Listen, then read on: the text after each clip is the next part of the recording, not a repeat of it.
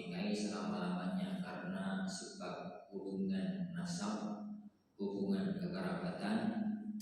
Yang kedua karena hubungan persusuan. Yang ketiga karena hubungan pernikahan. Nah, adapun yang sekarang ada di hadapan kita itu adalah al-muharramatu ila amad, wanita yang haram dinikahi sementara waktu. Dalam arti mereka diharamkan untuk dinikahi itu karena ada sebab-sebab tertentu. Jika sebab ini hilang, maka ini berhak kembali untuk dinikahi, boleh kembali untuk dinikahi.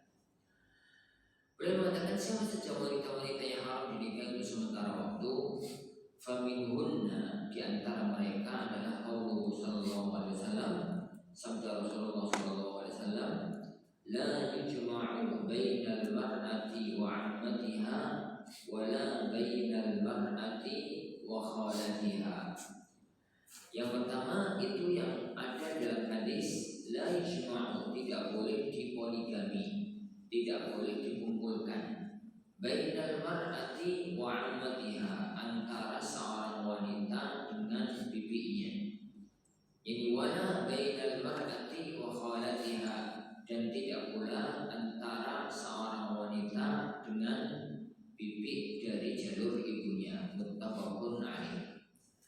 Maqaulihi ta'ala, dan itu ditambahkan dengan firman Allah Subhanahu wa taala, wa antajma'u bainal ukhtain, kalian tidak boleh menggabungkan antara dua saudari. Para jamaah Allah taala, jadi masalah yang pertama yang boleh bahas itu adalah larangan dinikahi karena sebab poligami.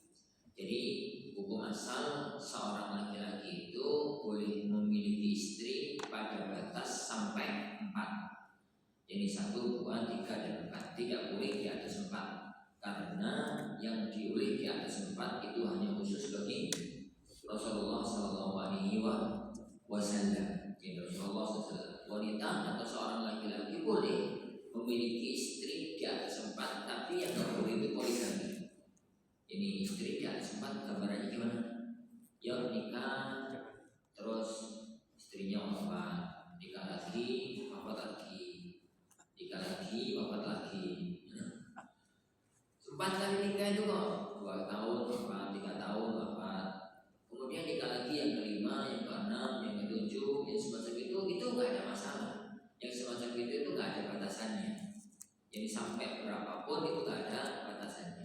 Yang ada batasannya itu adalah kalau dalam satu waktu memiliki istri lebih dari 1, itu dibatasi dengan angka 4. Itu yang dibatasi dengan angka 4. Nah, adapun khusus bagi Rasulullah SAW, maka poligami Rasulullah SAW itu yang paling terakhir jumlahnya 9. Adapun kalau istrinya beliau sendiri jumlahnya berapa? 11. Istrinya beliau itu jumlahnya 11. Adapun yang poligami itu 9. Jadi sampai 9. Gitu ya. Nah, khusus bagi fikih poligami, fikih nikah di atas 1 dalam sekali waktu, ada satu syarat yang disebutkan oleh Allah Subhanahu wa taala dan Rasulnya. Yang pertama, istrinya itu bukan saudari. Istrinya itu bukan saudara atau saudari gitu ya. Jadi nggak boleh A dan B, misalkan itu A dan B itu sama-sama wanita, lalu dinikahi oleh satu orang berbarengan, dinikahi oleh satu orang jadi berbarengan, padahal mereka adalah saudari, baik itu saudari kandung maupun saudari sebapak maupun saudari seibu, jadi maupun jadi saudari jadi seibu. Jadi kalau jadi seorang laki-laki sudah menikahi A, maka di waktu yang sama nggak boleh nikah dengan B.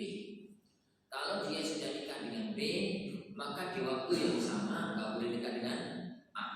Itu kalau saudari. Begitu juga dengan antara seorang wanita dengan bibinya, dengan saudari bapaknya, atau dengan saudari ibunya. Jadi dari ini ibunya, maka itu pun nggak boleh. Adapun kalau menikahi keduanya dalam waktu yang tidak bersamaan, ya boleh-boleh aja. Kabarnya seorang laki-laki misalkan menikah dengan A, qadarullah, A itu kemudian setelah beberapa tahun pernikahan terus wafat. Terus sang laki-laki tadi ingin menikah dengan adik dari A, adik dari istrinya setelah wafat istrinya. Boleh apa tidak? Boleh apa tidak? Boleh.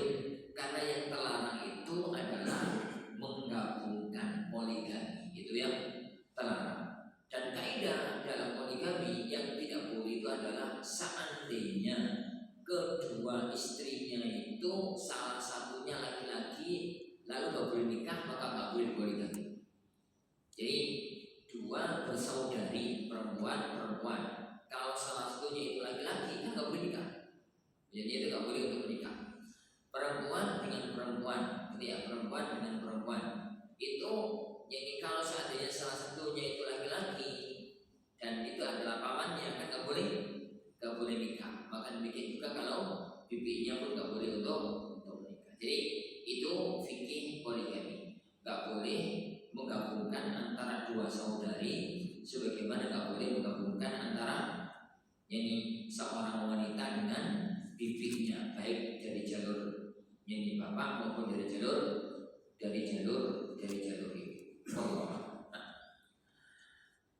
berikutnya beliau mengatakan wala yajuzu lil hurri. Jadi wala yajuzu lil hurri, tidak boleh bagi seorang laki-laki yang merdeka an yajma'a bain aktsara min arba, untuk poligami di atas 4, lebih di atas 4. Wala lil 'abdi an yajma'a aktsar min zawjatin. Adapun kalau budak tidak boleh lebih dari 2. Sekarang budak itu tidak ada zaman sekarang. Jadi intinya laki-laki merdeka. Sekarang ini tidak ada budak. Laki-laki merdeka maksimal istrinya itu 4. Maksimal istrinya itu 4. Kalau mau nikah lagi maka gak boleh, karena sudah memiliki istri 4. Nah, kapan boleh nikah lagi? Boleh nikah lagi itu kalau istrinya itu wafat, itu langsung boleh nikah lagi. Adapun kalau dia itu cerai dengan istrinya, boleh nikah lagi itu kalau sudah selesai masa iddah istrinya. Jadi kalau sudah selesai masa iddah istrinya. Jadi A itu laki-laki ya, nikah dengan 1, 2, 3, 4 ya, itu nikah mempunyai istri 4. Lalu istri yang ketiga itu dicerai, kan? Istri yang ketiga itu dicerai. Kapan boleh nikah lagi dengan wanita lain? Kalau sang istri yang ketiga itu sudah selesai masa iddahnya. Selagi keduanya masih boleh rujuk, maka berarti keduanya masih dianggap suami istri. Karena pernikahan itu pada zaman sekalian diawali dengan akad, diakhiri dengan selesainya masa iddah. Jadi pernikahan itu diawali dengan akad, diakhiri dengan satu waktu tidak boleh rujuk. Jadi tidak boleh untuk rujuk. Kita coba bahasa gampangannya, bahasa yang lebih mudah ya, selesainya masa iddah. Perinciannya kita bahas nanti pada fikih perceraian. Jadi nikah itu diawali dengan angkah tukah dan qabiltu. Itu awal nikah. Meskipun belum kumpul suami istri, kalau sudah ada akad nikah maka berarti sudah terjadi pernikahan. Yang kedua, diakhiri dengan habisnya masa iddah. Karena kalau suami istri cerai tapi istrinya masih dalam masa iddah, itu suami masih bisa masih bisa rujuk. Dan selagi suami masih bisa rujuk, maka ikatan pernikahan itu belum putus. Oleh karena itu dalam fikih faraid, fikih waris, dalam fikih waris, kalau suami istri cerai tapi masih dalam masa iddah, kalau ada salah satu dari keduanya itu meninggal dunia, yang satunya masih mewarisi. Kan dalam, kalau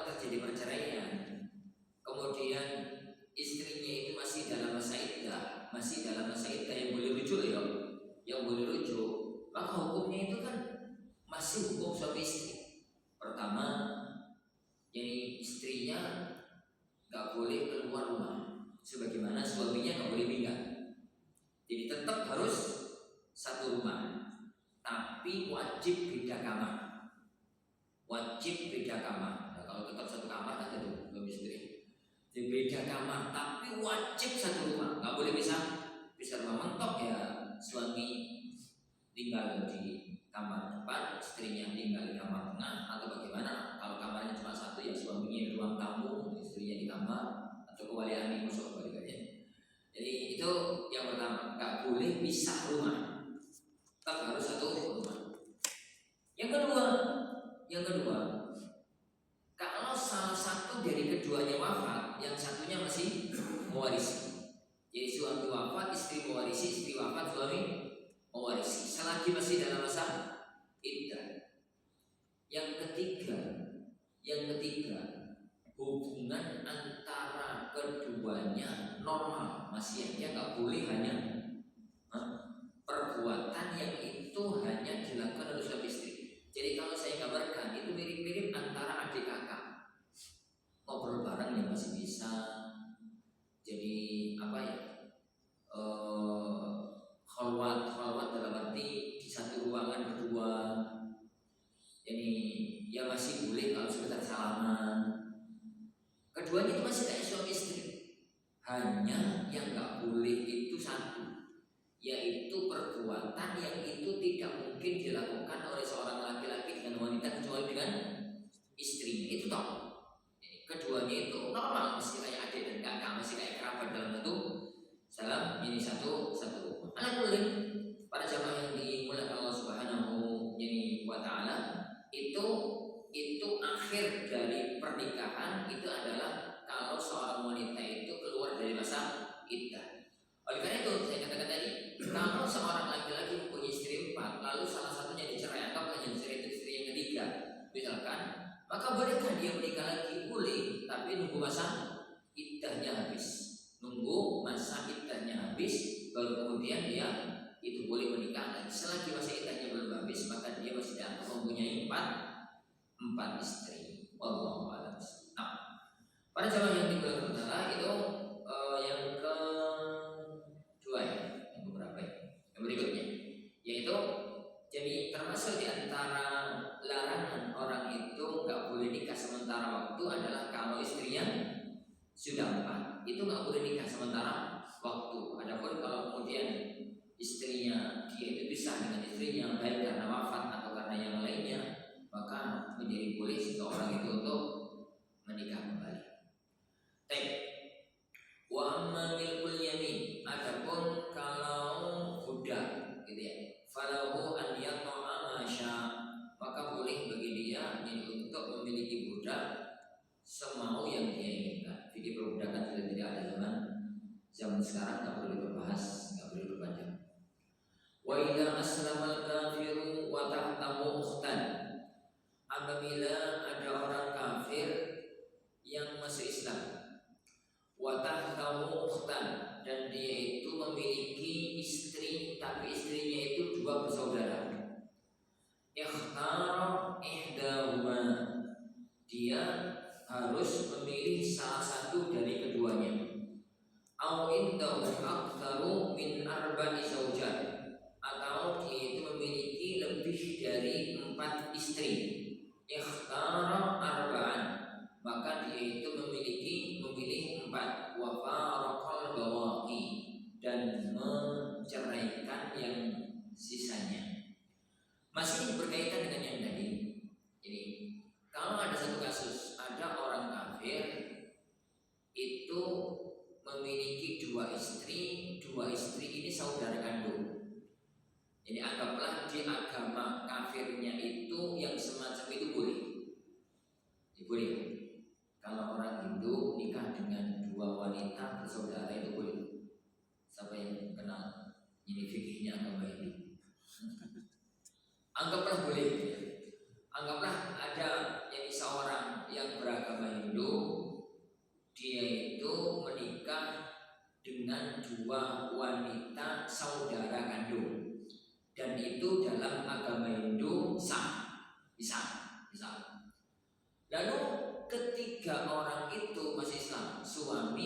dua istrinya sama-sama masuk Islam. Jadi sama-sama masuk Islam. Maka dia jadi sang suami itu harus memilih salah satu dari istrinya. Mau memilih kakaknya, mau memilih adiknya, itu terserah. Memilih salah satu dari kedua istrinya. Yang satunya lagi diceraikan. Yang satunya lagi diceraikan. Kenapa? Ya karena dalam Islam tidak boleh mempunyai dua istri bersaudara. Yang mempunyai dua istri bersaudara. Yang jadi masalah bukan pernikahannya, tapi poligaminya itu. Nikahnya sah. Jadi kalau ada orang kafir nikah pada waktu masih kafir, di dalam agamanya nikah itu dengan cara itu sah. Maka tatkala masih Islam, pernikahannya nggak perlu diulang. Jadi pernikahannya nggak perlu untuk diulang dan nggak perlu untuk bahas bagaimana cara nikahnya. Yang penting di dalam aturan agama lamanya pernikahan itu sah. Maka tatkala keduanya masih Islam, tidak perlu untuk dibahas bagaimana cara nikahnya. Jadi keduanya masa yang kemarin adalah suami istri, begitu masih Islam keduanya tetap suami istri. Meskipun yang tata cara pernikahannya itu tidak sesuai dengan aturan agama kita. Kalau di dalam pernikahan aturan agama kita kan harus ada wali, harus ada saksi dan macam-macamnya ya. Anggaplah pada waktu kemarin dalam agama lamanya itu nikah nggak pakai wali, langsung dinikahkan oleh tokohnya, pendetanya, enggak. Jadi tidak anggap sah. Maka begitu masih Islam, maka pernikahan mereka dianggap sah. Untuk urusan akad nikahnya, yang jadi masalah adalah dua istrinya itu saudara kandung, dan tidak boleh dalam agama kita ada seorang laki-laki memiliki istri saudara kandung, maka dia wajib pilih salah satu. Mau pilih istri yang pertama atau pilih istri yang kedua itu tidak ada masalah. Yang penting memilih salah satu dari keduanya. Begitu juga dengan para jamaah yang dimulakan Allah Subhanahu Wa Taala. Ini begitu juga kalau ada seorang orang kafir, istrinya lebih daripada 4. Istrinya itu lebih daripada 4. Tatkala kemudian masuk Islam dengan semua istrinya, maka wajib untuk memilih 4 saja, yang lainnya diceraikan. Jadi yang lainnya itu diceraikan. Ada satu hadis yang berkaitan dengan masalah ini, Jadi ada seorang laki-laki dulu di zaman sahabat namanya Ghailan Al-Thaqafi dari Bani Thaqif. Beliau itu masuk Islam dengan istrinya jumlahnya 10. Dia itu tatkala masih di waktu zaman jahiliyah, dia itu mempunyai istri 10 orang, 10 wanita. Istrinya 10. Ghailan ini masuk Islam, semua istrinya ikut masuk Islam. Begitu mereka menyatakan keislamannya di hadapan Rasulullah SAW, maka Rasulullah SAW memerintahkan Ghailan ini untuk mempertahankan 4 istrinya dan menceraikan semua istri yang lain. Jadi beliau SAW itu jadi mengatakan, yani amsik arba'an wa farik sairahunna. Jadi pertahankan 4 istrimu dan ceraikan istrimu yang lainnya. Siapa saja yang diceraikan, yang dipertahankan terserah dia. Terserah suaminya. Jadi mau 1, 2, 3, 4 ya monggo, mau 9, 10, 11 ya 11. Mau 10, 9, 8, 7 ya monggo, mau pilih 1, 3, 5, 8 monggo, ada masalah. Tentang masalah itu. Kalau bingung gitu ya. Ya di lotre orang monggo. Di lotre gitu ya. Buat gulungan kertas. Ini isinya gulungan kertas 10. Ada yang 4 itu ditulisi istri, yang lainnya kosongan. Yang lainnya itu kosongan. Jadi semua terserah dia. Kalau mau juga pimpa 10 orang. 10 orang itu pimpa. Gue sih menang 4 ya berarti. Jadi kalau kalau caranya bagaimana itu terserah. Yang penting yang dipertahankan itu hanya 4. Yang lain wajib untuk diceraikan. Kenapa? Karena dalam fikih agama kita tidak boleh nikah poligami di atas 4. Ya, di atas 4. Nah, jadi kata beliau tadi, au indahu aktar min arba'i zaujat, kalau memiliki lebih dari 4 istri, maka milih 4, yang lain diceraikan. Yang lain itu diceraikan. Allah. Nah, baik. Wa taharumul muhrimatu hatta tahilla min ihramiha, dan haram menikahi wanita yang sedang ihram, sedang haji atau umrah. Hatta tahilla min ihramiha, sampai dia itu tahallul dari ihramnya, sampai keluar dari ihramnya. Jadi para saudara sekalian, seorang wanita yang sedang menjalani umrah atau haji itu nggak boleh menikah dan nggak boleh menikahi. Bahkan nggak boleh menerima lamaran, nggak boleh ngelamar, nggak boleh nerima lamaran. Tapi yang ingin maksudkan dengan ihram itu tidak semua waktu selama di tanah suci. Kita itu kalau umrah kan biasanya 14 hari dong. Normalnya kan 14 hari, ada yang 9 itu kependekan, ya pendek waktunya mepet. Ada yang lebih itu ya panjang. Normalnya orang umrah itu kan 14 hari DP. Di sana ya berarti 12 hari, 1 hari, ini 2 hari itu perjalanannya 12 hari. Nah, selama waktu ada di kota Makkah Madinah itu yang 12 hari sebenarnya kan umrahnya hanya 1 hari, nggak sampai malah 4 jam. Ya 4 jam lah, 6 jam lah. Umrah itu dimulai, kalau perjalanannya dimulai dari kota Madinah, turun Madinah gitu ya, dimulai sejak di Dzul Hulaifah. Kemudian dia mengatakan labbaik Allahumma umratan. Itu mulai umrah sampai masuk ke kota Mekah, sa'i, tawaf, sa'i, terus tahallul. Begitu selesai tahallul, langsung berarti dia itu sudah selesai umrahnya. Yang terlarang nikah itu hanya itu toh. Sejak dia itu mengatakan labbaik Allahumma umratan sampai tahallul, sampai potong rambut, itu masa umrahnya. Di waktu itu nggak boleh nikah. Adapun sebelumnya, ya mau aja. Setelahnya, ya mau aja. Sebelum berangkat ke Mekah masih di kota Madinah terus nikah. Nikah di kota Madinah, mau aja. Di kota Mekah melakukan nikah, selesai tahallul, ya mau aja. Gak ada masalah. Karena yang terlarang itu saat prosesi ibadah umrahnya. Haji juga begitu. Haji itu yang terlarang adalah sejak berangkat ke Mina. Kalau pakai tahallul ya, kalau pakai haji tamattu, rata-rata bisa itu kan hajinya tamattu. Jadi berangkat sampai di sana, lalu menjalankan ibadah umrah. Selesai menjalankan ibadah umrah, terus selesai nunggu sampai tanggal 8 Dzulhijjah. Pada waktu tanggal 8 Dzulhijjah itu pakai baju ihramnya, jadi lalu berangkat ke mana? Berangkat ke Mina. Tanggal 8, 9, 10. Di tanggal 10 itu tahallul. Gitu, di tanggal 10 itu tahallul.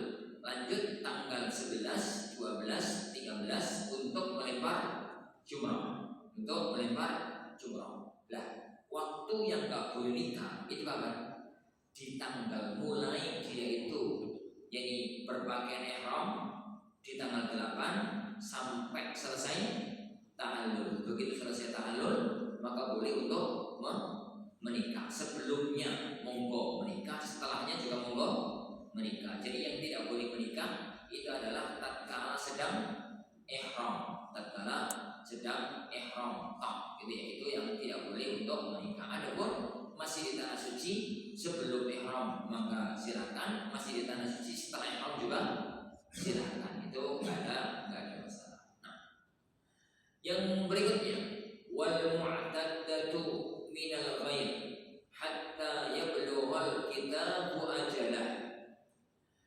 Tidak boleh juga menikahi wanita yang sedang dalam masa iddah dari suami yang lain sampai masa iddahnya habis.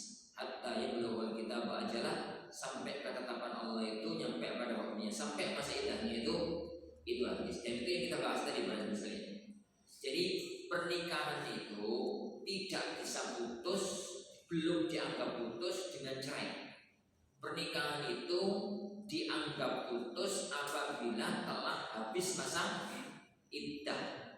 Apabila habis masa iddah, baru perceraian itu dianggap selesai. Pernikahan itu dianggap selesai.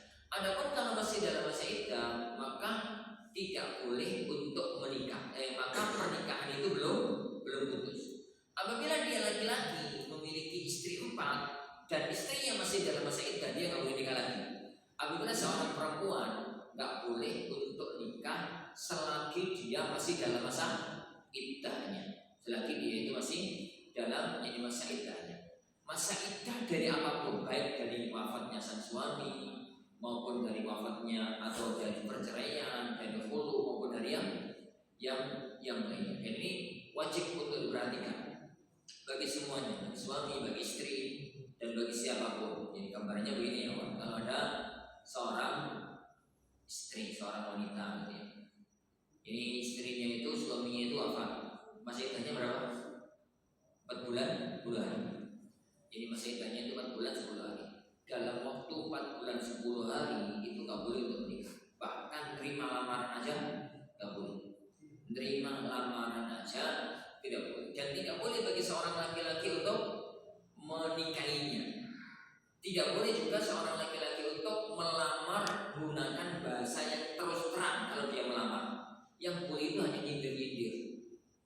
Nyindir misalkan itu ya, seorang wanita masih muda, umur 22, dia nikah umur 20. Di umur 22 suaminya wafat. Suaminya itu wafat. Lalu ada seorang laki-laki itu kepingin untuk menikah dengan wanita tersebut. Kalau kepingin kan nggak mau pingin aja kok. Yang nggak boleh itu kan actionnya. Ini kalau kemudian dia datang menghadap sama bapaknya, ini menghadap sama bapaknya di masa-masa masih di masa iddah 2 bulan setelah wafat misalkan. Maka kalau dia melamar terus terang itu haram. Melamar terus terang ya setelah kasih ngomong melamar, Pak. Jadi saya datang sini untuk silaturahim. Yang kedua, saya mau melamar putri bapak yang baru saja tinggal wafat oleh suaminya. Itu haram. Kalau tegas semacam itu. Yang boleh itu nyindir-nyindir. Gambarnya gimana? Jadi pas, jadi sudah lepas, nggak usah sedih-sedih. Jadi putri bapak sekarang menjanda. Jadi untuk sekelas putri bapak itu banyak laki-laki yang siap untuk menjadi suaminya. Itu toh tapi ya. Ojo terus-terus sudah termasuk saya. Ini orang terus ada termasuk saya itu jadi nggak boleh. Jadi masih banyak laki-laki yang siap untuk jadi mendampingi putri bapak menjadi suaminya. Sambil lafaz itu nggak apa-apa. Jadi kemudian bapaknya ngomong, nah, maksudnya sampai nopo nak, dia nggak apa-apa lah, gitu aja. Tapi kalau diteruskan, termasuk saya juga siap itu haram. Kenapa? Ya kan berarti lama, tegas kan termasuk itu. Tapi kalau sekedarnya lafaz tadi itu kan apa ya, bahasa sindiran, ini bahasa biasa. Dan misalkan kalau wanita tadi yang di umur 22 tadi punya anak bayi, makanya punya anak ini bayi, kemudian ada seorang laki-laki ngomong sama bapaknya atau bahkan ngomong sama ini wanita itu langsung, sudahlah Usti, jangan terlalu sedih. Jadi saya itu senang loh merawat anak yatim, senang merawat anak yatim. Jadi masa merawat anak itu, jadi saya itu senang loh merawat anak yatim. Tapi jangan terus no, ya segitu toh. Tapi di situ itu boleh. Karena itu masih bahasa sindiran, bahasa sindiran. Adapun kalau terus no nanti ini putranya nanti dan aku yang rambut itu jadi haram. Karena itu jelas, karena itu jelas. Saya itu senang kok. Saya itu termasuk laki-laki yang senang rambut anak yatim itu nggak apa-apa. Jadi intinya kalau masih dalam masa iddah, kalau masih dalam masa iddah itu nggak boleh nikah. Dan kalau nekat nikah di masa iddah maka pernikahannya batal, nggak sah. Jadi pernikahannya batal, jadi nggak sah. Nah, yang berikutnya yang tidak boleh dinikahi sementara waktu adalah ini apa? Wazaniyatu 'ala zani wa ghairihi hatta tatu. Wanita berzina itu nggak boleh dinikahi. Itu nggak boleh dinikahi sampai dia itu tobat. Ini sampai dia itu bertobat. Wanita fasiqah gitu ya. Wanita yang tukang zina, wanita yang kita kenal sebagai orang yang suka berzina, itu nggak boleh dinikahi sampai dia benar-benar menyatakan taubatnya. Jadi sampai dia itu ini benar-benar menyatakan taubatnya, baru kemudian dia itu boleh untuk dinikahi. Jadi untuk dinikahi. Seandainya ada seorang laki-laki meskipun istrinya berzina dia rela, maka haram teman. Wanita berzina tidak boleh untuk dinikahi selama-lamanya sampai dia itu bertobat. Adapun kalau sudah bertobat maka at-taubatu tajubbu ma qablaha. Jadi taubat itu menghapus semua dosa-dosa yang sebelumnya, maka menjadi boleh bagi dia yang untuk dinikahi. Kenapa? Karena dia sudah bertobat kepada Allah Subhanahu wa ta'ala. Nah, di antara wanita yang nggak boleh dinikahi sementara waktu adalah wa tahrumu mutallaqatuhu thalathan hatta tankiha zawjan ghairah. Haram untuk menikahi wanita yang telah dia ceraikan 3 kali sampai nikah lagi dengan suami yang lain. Wa yatauha, suami yang kedua itu sudah mengumpulinya, wa yufariquha, lalu menceraikannya, wa tanqadi iddatuha, dan telah habis masa iddahnya. Jadi gambaran yang ada dalam bab ini adalah apabila seorang laki-laki itu mempunyai istri A, misalkan A itu laki-lakinya menikahi B, itu perempuan. Lalu A itu sudah cerai dengan B 3 kali. Cerai yang pertama lalu rujuk, cerai lagi yang kedua, rujuk lagi. Lalu rumah tangga itu ternyata nggak bisa dipertahankan, cerai lagi yang ketiga kalinya. Begitu terjadi perceraian yang ketiga, maka A dan B nggak boleh rujuk, nggak boleh rujuk. Kalau begitu sudah terjadi perceraian yang ketiga, A dan B nggak boleh rujuk sampai habis masa iddahnya B. Setelah habis masa iddah juga nggak boleh nikah. Ini A nggak boleh kemudian datang ke B melamar untuk menikah. Ada satu syarat yang dipenuhi untuk bisa nikah lagi dengan mantan istrinya. Apa itu? Si B itu harus dinikahi oleh laki-laki lain. Si B tadi sang istri itu harus dinikahi oleh laki-laki lain. Anggaplah kemudian ada C yang melamar B, akhirnya B itu nikah dengan C. Ya normalnya pernikahan akhirnya B dengan C itu pun kumpul suami istri. Setelah beberapa waktu tidak terjadi kecocokan antara B dan C, kemudian C menceraikannya dan B dari C keluar dari masa iddah. Ini B itu akhirnya keluar dari masa iddah dari pernikahannya dengan C. Saat itu baru boleh kemudian si A ngelamar si B untuk menikahi kembali si B. Jadi itu yang digambarkan oleh Allah Subhanahu wa taala, fa in talaqaha fala tahillu lahu min ba'du hatta tankiha zaujan ghairah. Apabila seorang suami menceraikan istri untuk yang ketiga kalinya, maka tak boleh bagi dia untuk merujuk kembali, untuk menikahi kembali sampai istrinya itu nikah dengan laki-laki yang lainnya. Itu pun nggak boleh pernikahan yang kedua itu niatnya untuk menghalalkan kembali kepada suami yang pertama.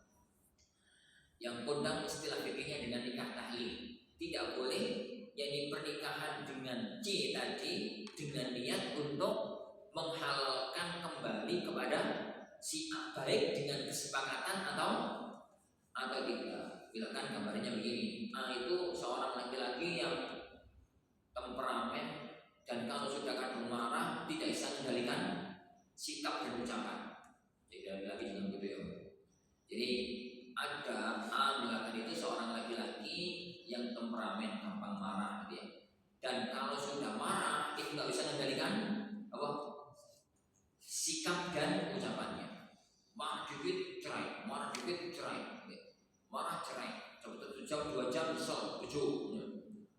Ini 3 bulan, 4 bulan, setahun, 2 tahun kemudian marah lagi, marah pol. Kemudian dia menceraikan istrinya 1 hari 2 hari, rujuk lagi. Untuk kasus yang ketiga, marah 1 hari kemudian dia marah, kemudian terjadi cerai. Sudah nggak bisa rujuk.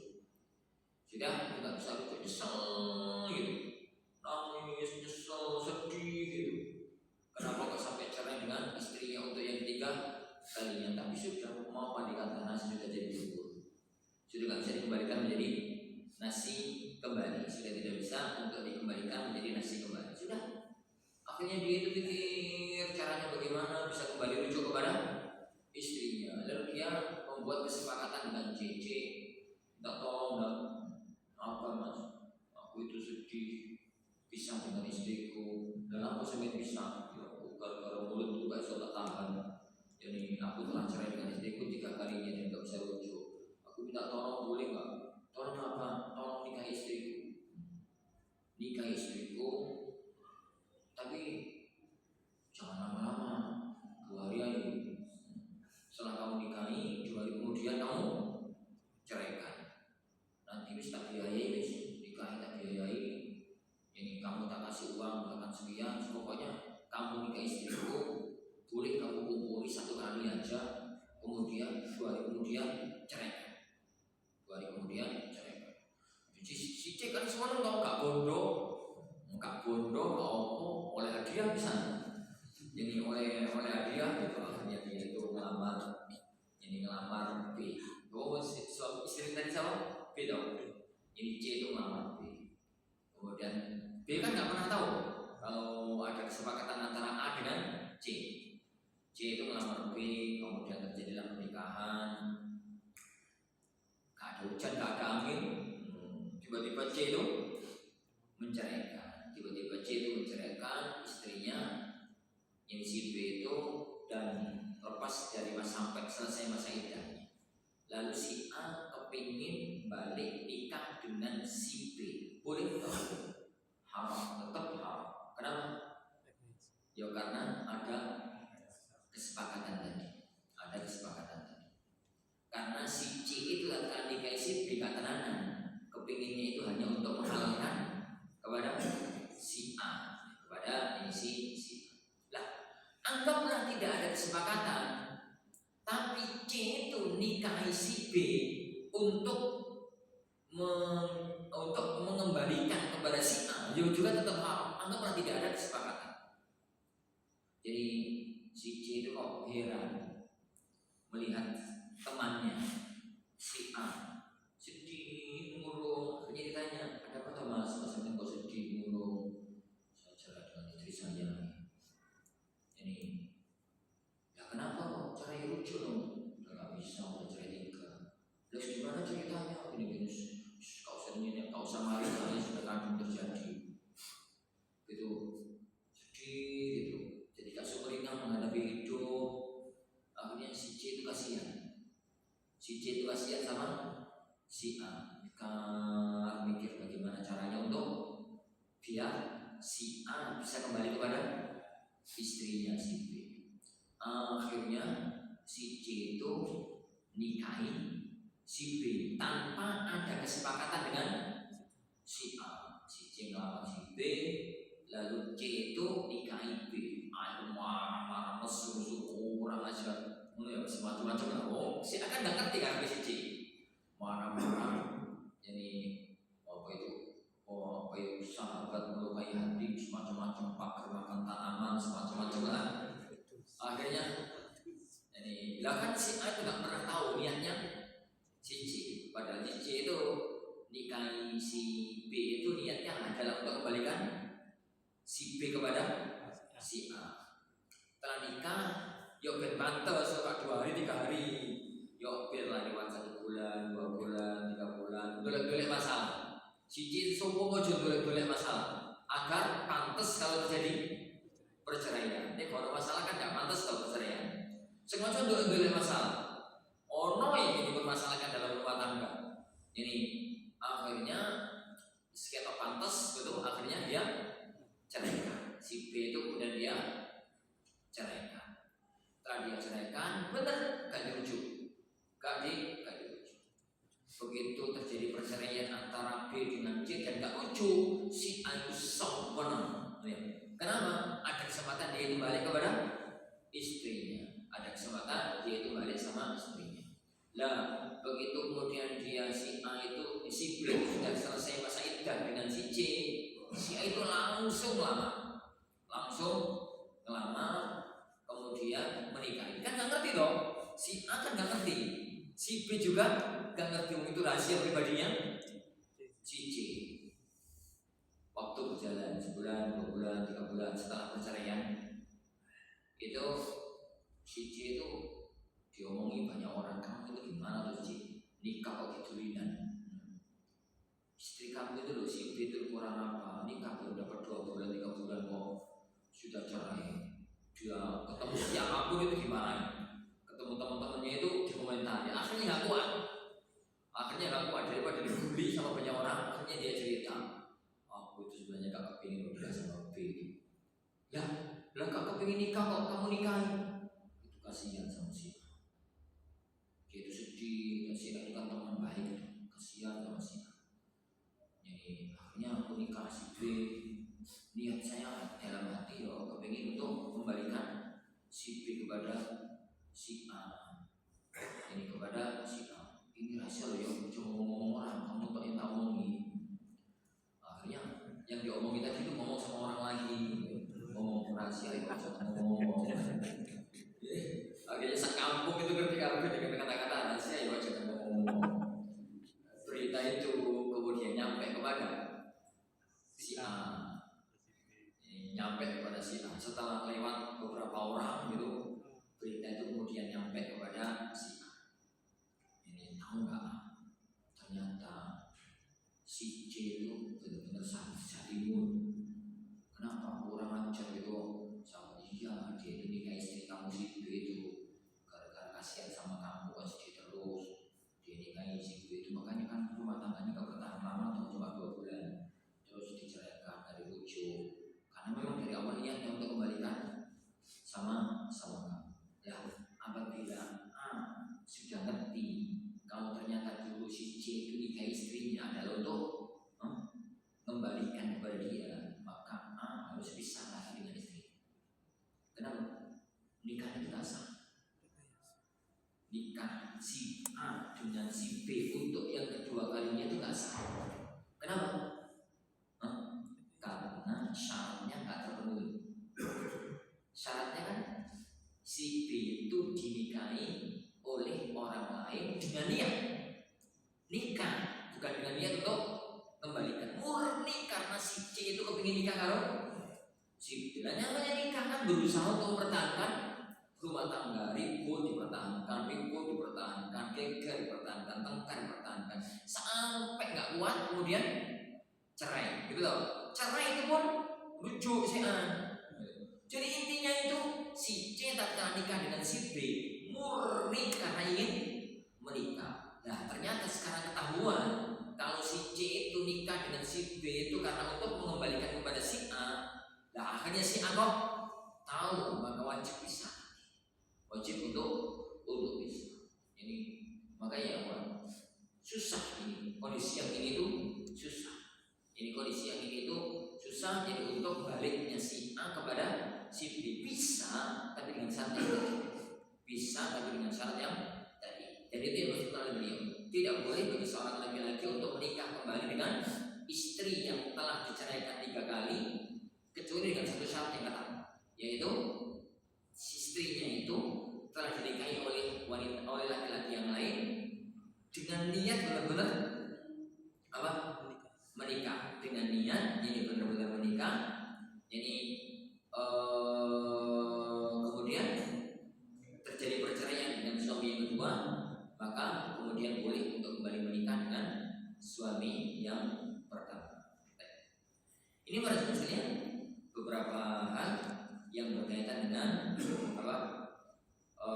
Wanita yang haram dinikahi untuk sementara ini waktu. Jadi untuk sementara waktu. Jadi kalau boleh kita simpulkan, yang pertama tadi apa ya? Tidak boleh menikah poligami dengan saudari kandung atau seorang wanita dengan bibinya. Yang kedua, nggak boleh menikah lebih daripada 4. Jadi dan patokan pernikahan itu adalah dengan habisnya masa iddah istri. Ini masa iddah istri. Tidak boleh menikah dengan wanita yang sedang ihram. Tidak boleh menikah dengan wanita yang masih dalam masa iddah suami sebelumnya. Tidak boleh menikahi wanita pezina. Tidak boleh menikah dengan istri yang telah diceraikan sebanyak tiga kali. Ya, sebanyak ini 3 kali. Itu yang apa? Itu yang haram dinikahi tapi sementara waktu. Wallahu a'lam bishawab. Sudah tutup majelis. Barangkali ada yang mau didiskusikan, monggo Pak. Oke. Saya pertanyaannya sedikit beda sama Oke, monggo. saya dengar ada hadis yang bunyi khiyarukum fil jahiliyah khiyarukum fil Islam. Nah, ada ustaz yang menjelaskan istilah fikih itu ada 3 cara baca, faqihu, fuqaha, sama faqih. Nah, di hadis itu kalimat terakhir sabdanya Nabi idza faqih. Apa ada beda dari 3? Kenapa Nabi memilih kata faqih tadi? Jadi bahasa di situ adalah an-nasu ma'adin khiyaruhum fil jahiliyyah khiyaruhum fil Islam. Idza faqih. Manusia itu kayak barang tambang. Ma'adin yang emas, perak, intan, barang tambang. Jadi orang-orang yang baik di masa jahiliyah dia tetap akan menjadi orang-orang yang baik di masa Islam. Orang dari para tokoh-tokoh masyarakat, orang-orang penting, orang-orang hebat di zaman jahiliyah, kalau masih Islam dia tetap akan jadi orang-orang penting, orang-orang hebat, orang-orang mulia. Kita fokus apabila mereka itu jadi faqih, gitu ya. Mereka itu faqih. Apa itu artinya tuh? Jadi faqihu, faquhu. Ada 3 cara baca itu. Nggak tahu itu, selevel itu. Jadi karena perbedaan bacaan dalam bahasa Arab itu ada 2. Ada yang tidak merubah arti, ada yang merubah arti, ada yang tidak merubah arti, ada yang merubah arti. Faqih itu masuk di yang mana? Wallahu butuh ditelusuri dulu di kitab bahasa. Ini butuh ditelusuri dulu di kitab bahasa. Meskipun selama ini Anda tidak memandang adanya perbedaan makna dalam hadis itu. Wallahu a'lam. Kita coba lihat kembali di kitab Rawah.